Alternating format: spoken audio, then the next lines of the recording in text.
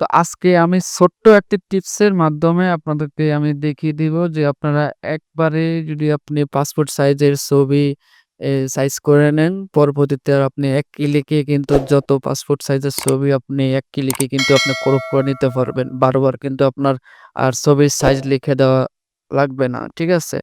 তো আপনারা কিন্তু এখানে পাসপোর্ট সাইজ ছবি দেখতেছেন। এখানে আপনি 1.5 দিয়ে দিবেন আর এখানে 1.9 দিয়ে দিবেন। আর এখানে রেজোলিউশন 300 দিয়ে এখানে দেখেন আপনার পাসপোর্ট সাইজের এই সাইজটি আমি এখানে ক্লিক করলাম। তো ঠিক আছে? তো আপনারা এখানে কি করবেন? আমি দেখিয়ে দিচ্ছি। তো আপনি এটা একবারে যদি সেভ করেন তাহলে কিন্তু আপনার আর বারবার আপনাকে লিখে দেওয়া লাগবে না। ঠিক আছে? আপনি এক ক্লিকে কিন্তু আপনার হয়ে যাবে। তো আপনি এখানে এটা সেভ করার জন্য আপনারা এখানে দেখেন ক্রপ আইকনটি আছে এখানে আপনি ক্লিক করবেন। ক্লিক করলে দেখেন এখানে আপনার একটি ক্লিপবোর্ডের মতন আছে। এখানে আপনি এ ক্লিক করবেন এই জায়গায়। তো ক্লিক করলে দেখেন এখানে কিন্তু আপনার নিউ টুল প্রিসেট এখানে আছে। আপনার কিন্তু এটা কিন্তু আপনার পাসপোর্ট সাইজের সাইজ। তো এখানে আপনি এখানে ওকে দিয়ে দিবেন। এটা কিন্তু আপনার এখন ওকে হয়ে গেছে। এখন আপনার যত পাসপোর্ট সাইজের ছবি হোক না কেন, আপনি শুধু এখানে ক্লিক করবেন আর ডাইরেক্ট আপনি ক্রপ করবেন সহজে।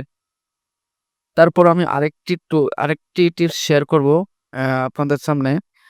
এখানে দেখেন একটা ড্রাইভিং লাইসেন্স আপনার কিন্তু আইডেন্টি কার্ডের সাইজের মতন হয়। তো আমি এটা দিয়ে দেখাইতেছি। তো এটাকে আপনি এ কিভাবে আইডেন্টি কার্ডের অনুযায়ী কিন্তু আপনি এখানে ঠিকই সেভ করতে পারবেন। তো আমি এখানে আইডি কার্ডের সাইজটি এখানে দিয়ে দিব 3.5 আর 2.3। তো এটা যখন আমি ই ইয়া সাইজটা করে নিছি এখানে আমি এখন ক্রপ করব। দেখেন ক্রপ হয়ে গেছে। এখন আপনি আপনার এটা কিভাবে আপনি সেভ করবেন? তো সেভ করার জন্য ঠিক আপনি আবার পুনরায় এই আইকনে চলে যাবেন। আইকনে চলে গেলে এখানে আপনার এই টুলের সেট আছে এখানে ক্লিক করবেন। ক্লিক করলে দেখেন এখানে পাসপোর্ট সাইজের কিন্তু আপনার সাইজটা এখানে অটোমেটিক ক্রিয়েট হয়ে গেছে। এখানে শুধু আপনি এখানে ওকে দিবেন, ওকে দিলে কিন্তু আপনার হয়ে গেছে। এখন আপনার যত আইডেন্টি কার্ড হোক, যত আইডেন্টি কার্ডের সাইজ হোক, আপনি এখানে শুধু এখানে আপনি এটার উপরে ক্লিক করবেন। ক্লিক করলে এখানে আপনি দিয়ে দিবেন।